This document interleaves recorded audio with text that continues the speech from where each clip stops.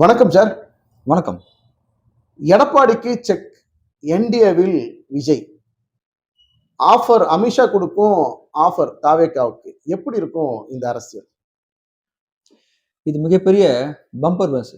Bhutan bumper சொல்லுவாங்களா, அந்த மாதிரி பம்பர் பரிசு திரு விஜய் அவர்களுக்கு. எடப்பாடி செக்கு அப்படின்னு பார்த்தீங்கன்னா, கிட்டத்தட்ட இருக்கக்கூடிய 234 தொகுதியிலையும் வந்து அவங்க நிற்கணும்னு ஆசைப்படுறவங்க, ஒரு கட்சியில் சேர்ந்தவங்க அப்படின்னு ஆசைப்படுவாங்க இல்லையா? இப்போ அதிமுக இருக்கக்கூடிய 234 தொகுதியும் நிற்கணும்னு ஆசைப்படுறவங்க. அப்போ இருக்கும்போது இதுல வந்து ஏற்கனவே வந்து பாமக கட்சி இருக்குது, இன்னும் சில இப்போ புரட்சி பாரத கட்சி இருக்குது, தமாக இருக்கு, தமாக சில இன்னும் கட்சிகள்லாம் இருக்குது. தமிழகம் இருக்கு. ஆமா ஆமா, இந்த மாதிரி கட்சியெல்லாம் இருக்குது. அவங்களெல்லாம் வந்து பங்கிட்டு கொடுத்துட்டு அப்புறம் ஒரு ஓரளவுக்கு நம்ம கிட்ட ஒரு கட்சி இருக்கும். 150ல இருந்து 160 தொகுதி நிக்க வாய்ப்பு இருந்தது. முக்கியமா பாஜக அதிகமா சீட்டு கேட்டுறாங்க இந்த வாட்டி.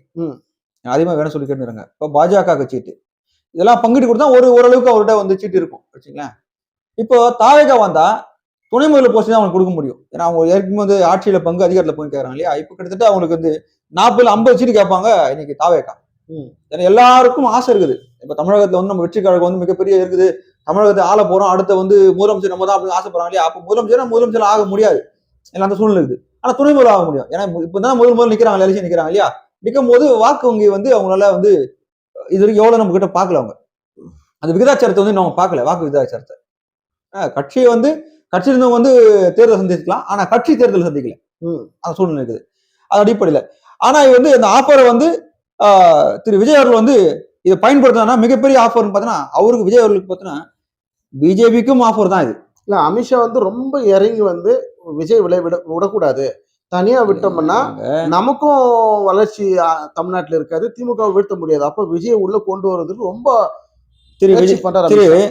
தமிழக வெற்றி கழகம் தலைவர் விஜய் அவர்கள் பாத்தீங்கன்னா, கிட்டத்தட்ட தமிழகத்தில் மட்டும் அவர் வந்து கார்னர் பண்ணக்கூடாது, கேரளா ஒரு கார்னர் பண்ணணும்.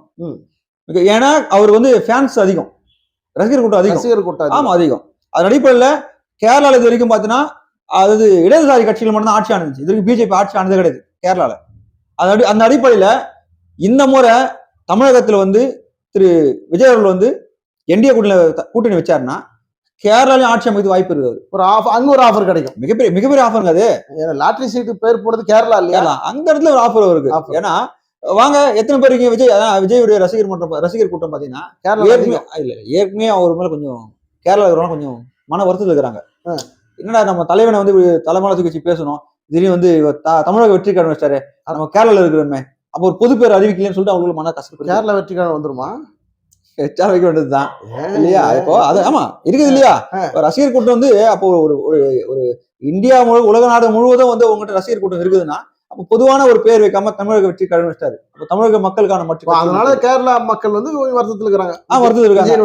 ஆமா ஆமா ஆமா. இதன் அடிப்படையில வந்து கேரளா இப்போ வந்து பிஜேபியோட ஆட்சி அமைச்சு வச்சாருன்னா, கேரளாலையும் அந்த என்டிஏ கூட்டணிக்கு ஆதரவு தெரிவிச்சு அங்கேயும் வந்து அவருடைய கேண்டிடேட் அரசியல் பிரவேசம் வந்து கேரளாலயும் இருக்கும். கேரளா இருக்கக்கூடிய கர்நாடகா, ஆந்திர பிரதேசம். இப்போ அமித்ஷா கொடுக்கறது ஒரு ஆஃபர் இல்ல, டபுள் ஆஃபர். Damac offer. ஆமா, ஆஃபருக்கு டமாக் ஆஃபர். இன்னைக்கு இரவு வந்து விஜய் அவர்கள் ஒரு தெளிவான முடிவு எடுக்கக்கூடிய வாய்ப்பு இருக்குன்னு சொல்றாங்க. ஏன்னா மோடி அவர்கள் இன்று 5 மணிக்கு இப்போ தற்சமயம் நம்ம வீடியோ பேசிட்டு இருக்கிற இந்த நேரத்துல மோடி அவர்கள் திருச்சி இறங்கியிருப்பார், கூட்டத்துக்கு நெருங்கி நம்ம வீடியோ பார்த்துட்டு இருக்கிற நேரத்துல இந்த கூட்டம் நடந்துட்டு இருக்கு. மோடி இந்த அடிப்படையில பாத்தீங்கன்னா திரு டிடிவி அவர்கள் வந்து சொல்லாம சொல்றாரு. என்ன சொன்னாருங்க? அதாவது மத்தியில சொல்றாரு, அதாவது கூட்டணி என்பது அவருடைய விருப்பத்து பிறகு யாரோட இருக்கும் சொல்ல முடியாது, திடீர் திருப்ப மாறும், வந்த பலமா தான் இருக்கும், பலமா இருக்குன்றாரு. வந்தாலும் அதாவது மாறதுக்கு வாய்ப்பு எப்பவும் இருக்குது இல்லையா? அந்த அடிப்படையில் வராரு. நிச்சயமாக வந்து தாவேகா தலைவர் வந்து விஜய் அவர்கள் வந்து இதுல என்டிஏ கூட்டணியில சேர்றதுக்கு 100% இப்போதைக்கு வாய்ப்பு. இந்த ஒரு வாய்ப்பை தவறி விட்டாருன்னா மீண்டும் அரசியல் காலத்துல வர்றதுக்கு கொஞ்சம் பின்னோக்கி போறதா இருக்கும், பின்னடைவு ஏற்பட வாய்ப்பு இருக்கு. பின்னோக்கி போகணும். ஆமா, ரொம்ப லாங் டைம் எடுக்கும். ஆமா, இப்ப முன்னாடி முந்திரி வந்திருக்கிறாரு இல்லையா? அப்ப பின்னோக்கி போறதா சூழ்நிலை மாறும். ஏன்னா நமக்கு கிடைக்கக்கூடிய வாய்ப்பை வந்து பயன்படுத்திக்கணும். இப்ப கூட்டணி தானே, இப்ப தனிச்சே நீங்க நின்னா தனிச்சே ஜெயிக்க முடியுமா? இப்ப ஏற்கனவே வந்து திரு சீமான் அவர்கள் பார்த்தோன்னா மிகப்பெரிய வலுவான பேச்சாற்றலா இருக்கிறாரு, கொள்கை பிடியில. ஆமா, யாரோட கூட்டணி கிடையாது, மிகப்பெரிய பேச்சாற்றலோட அவர் வந்து களமாடி கொண்டு இருக்காரு இந்த அரசியல்ல. இப்ப அதன் அடிப்படையில் நீங்க இருக்கும்போது கிட்டத்தட்ட அவர் பல தேர்தல் சந்திச்சவங்க அந்த சீமான் அவர்கள் பாத்தீங்கன்னா, இல்ல தமிழக இது நம்ம நாம் தமிழ் கட்சி பாத்தீங்கன்னா பல தேர்தல் வந்து களமாடியவர்கள், அதை மக்கள் வந்து ஓட்டு விகிதாச்சத்தை வந்து காட்டியவங்க. கிட்டத்தட்ட 35 லட்சம் ஓட்டையும் 8% வாக்கம் வந்து நிரூபிச்சவங்க. இல்ல இது ஒரு செய்தி ஒண்ணு வருது. என்டிஏ கூட்டணியில விஜய் இணைவதற்கு விஜய்க்கு விருப்பம் இருக்கு. ஆனா விஜய் கூட இருக்கக்கூடிய அடுத்த கட்ட தலைவர்களுக்கு தான் விருப்பம் இல்ல. அங்கதான் ஒரு குழப்பம் இருக்குன்னு சொல்றாங்க. இது எப்படி எடுத்துக்கலாம்? சில பேர் எப்படி பார்க்கும்போது பாக்குறீங்க? சில பேர் பார்க்கும்போது விஜய் கூட இருக்கக்கூடிய சில பேர் பாத்தீங்கன்னா பாஜக கூட வந்து சேர்ந்து இருக்கிறவங்க, அதுல இருந்து தான் பயிற்சி பெற்று வந்தவங்க, அது இந்து முன்னணியில இருந்து வந்தவங்க, ஆர்எஸ்எஸ் கூட வந்தவங்க அப்படின்னு சொல்லி பேசும் பொருள். அது விஜய் அவர்கள் வந்து கடுமையான ஒரு சூழலை கொண்டு வரணும். என்ன சூழல் கொண்டு வரணும்னா, கண்டவங்க எல்லாம் யாரும் பொதுவில் பேசக்கூடாது, கட்சியில் எல்லாரும் அந்த கட்டுக்கோப்போடு தான் இருக்கிறாங்க இல்லையே. ஏற்கனவே இப்போ வந்து மிகப்பெரிய கொந்தளிப்பு இருக்காங்க இந்தியாவில் இருக்கிறவங்க. மொழி பிரச்சனை போயிடுது. இப்போ அவங்க இருக்கக்கூடிய ஒரு அந்த தாவேகா கட்சியை சார்ந்தவங்க ஒருத்தர் வந்து ஒரு நபர் என்ன பண்றாருன்னா, நாங்க தாவேகா கட்சி வந்து டாக்டர் அம்பேத்கர் வந்து நான் பேசும்போது தான் உலக அளவு முழுவதும் அவரை பத்தி பேசும் போலாதுன்னு சொல்றாங்க. இல்ல இது உண்மையாவே நம்ம இந்த காணொலி மூலியமா அந்த நபருக்கு நம்ம மிகப்பெரிய கண்டனத்தை தாங்க. இது வந்து ஒரு ஒரு அம்பேத்கர் பாபாசாஹேப் அம்பேத்கர்ங்கிறவங்க வந்து யாருடைய ஒப்பிட்டு பார்க்க கூடாத அளவுல ஒரு மாபெரும் தலைவர். அப்படி இருக்கிற விஜய் அவர்கள் அம்பேத்கரை பத்தி பேசுனதுனாலதான் அம்பேத்கரே பிரபலமானாருங்கிற தோணியில பேசியிருக்கிறார். கிட்டத்தட்ட 19 நாடுகள்ல டாக்டர் பாபா அம்பேத்கருடைய திருவுருவ சிலையை வச்சு கௌரவப்படுத்தினுக்கிறாங்க. இப்ப கண்டவன் சொன்ன இல்லையா, அப்ப கண்டவன் சொன்னா தப்பான வார்த்தை தான். இப்ப கண்டவன் சொன்ன வார்த்தை யாருன்னா அந்த ஒரு நபரை சொல்ல முடியும் கண்டவன் சொல்லிட்டு. இப்போ அது அநாகரிகமான வார்த்தை கண்டவன் சொல்றது. கண்டவன் வார்த்தை அநாகரிகமான வார்த்தை. அது ஏன் சொல்றேன்னா, கண்டவன் வார்த்தைக்கு அர்த்தம் பாத்தீங்கன்னா, நீங்க டாக்டர் பாபா அம்பேத்கருடைய அடையாளமே தாவகால வந்துச்சுன்னா எவ்வளவு ஒரு கேவலமான விஷயமா இருக்கு. உலக நாடு முழுவதும் கிட்டத்தட்ட 19 நாடுகள்ல அவர் திருவுருவ சிலை வச்சு கௌரவப்படுத்திருக்காங்க. சொன்னவர் யார் தெரியுங்களா? அவர் ஒரு வழக்கறிஞருங்க. அவரு சட்ட மேதை. பாருங்க, டாக்டர் பாபா அம்பேத்கர் சட்ட மேதை. அவரு லண்டன்ல படிச்சவரு, எல்லா நாடுகளையும் பயணிச்சவரு, எல்லா இந்த இந்தியாவுடைய கான்ஸ்டியூஷனுடைய தந்தை அவரு. அவர் தான் ஃபாதர், காட் ஃபாதர் அவரு. அவரை வந்து நீ வந்து இன்னைக்கு புதுசா வந்து எல்லாரும் தலைமை தூக்கி வச்சு பேசுறாங்க, தாவேகா காரணம் சொன்னா அது எவ்வளவு கேவலமான விஷயம். இந்த மாதிரி விஷயம் அநாகரிகமான வார்த்தையெல்லாம் விடக்கூடாதுன்னு சொல்லிட்டு தாவேகா தலைவர் வந்து கண்டிப்பா கண்டனம் தெரிவிக்கணும். அவர் கண்டிப்பா இது ஒரு வருத்தம் தெரிவிச்சு இது மாதிரி பேசக்கூடாதுன்னு நிச்சயமா சொல்லணும், பேசி இருக்கணுங்க. சொல்லல. இப்போ வந்து பல நபர்ல வந்து தாவேகாக்கு வாக்கு செலுத்துறதுக்கு கொஞ்சம் கம்மியா இருக்கும் இது போல வார்த்தைகளால. இது வந்து இந்த வார்த்தைக்கு கண்டனம் தெரிவிச்சிருக்கணும், வருத்தம் தெரிவிச்சிருக்கணும், அவரை கண்டிச்சிருக்கணும். அதனாலதான் பொதுவில் யாரும் பேசக்கூடாது, நான் தலைவர் நான் பேசுறேன், அந்த அளவுக்கு அவர் பேச்சாற்றல் கம்மி தான் விஜய் அவர்களுக்கு. ஏன்னா சினிமாவில டைலாக் பேசி வழக்கப்பட்டவர். அதன் அடிப்படையில காலத்துல பாக்கலாம் அரசியல் இருக்குதுங்க. யாரும் அதெல்லாம் எல்லாருக்கும் பேச்சாற்றல் கம்மி தாங்க. அதன் அடிப்படையில் இவங்க எல்லாம் பேசுறாங்க இல்லையா, அந்த பேச்சு கட்டுப்படுத்துன்னு சொல்றேன். இப்ப பாருங்க, முன்னாடி பாத்தீங்கன்னா திருமதி ஜெயலலிதா அவர்களும் கலைஞர் அவர்களும் பாத்தீங்கன்னா பொதுவில் யாரும் பேச விட மாட்டாங்க. அவங்க இறப்புக்கு பிறகுதான் பொதுவில் எல்லாம் பேச கண்ட மைக் எடுத்தவங்க எல்லாம் அதை சொல்லுவாங்கல்ல, கலைஞர் இருக்கும் போது ஜெயலலிதா இருக்கும் போதும் அவங்களை தவிர யாருமே பேச மாட்டாங்க. அப்ப இப்ப இருக்குது இல்லையா, அப்ப அதனாலதான் நீங்க பேச்சாற்றல் இருக்குதுன்னு பேச விட்டதுனாலதான் இப்ப தேவையில்லாம வார்த்தையெல்லாம் விடுறாங்க. அப்ப கட்சி பின்னடைவு தானே இதெல்லாம். கண்டிப்பா இது வந்து ஏற்க முடியாத ஒரு பின்னடைவு. பல்வேறு கட்ட சமூக வலைதளத்துல பல விமர்சனங்கள் வந்தது. இப்போ பல தலைவர்னா நிறைய பேர் அந்த விமர்சனம் தெரிவிக்கல இந்த வார்த்தைக்கு. அது கிட்டத்தட்ட வந்து 47 எம்எல்ஏக்கள் இருக்கிறாங்க தமிழ்நாட்டுல. அதாவது இந்த ஷெட்யூல் காஸ்ட் வார்த்தை இருக்கும். இது வரைக்கும் அவங்க யாரும் வந்து கண்டனம் பெருசா தெரிவிக்கல.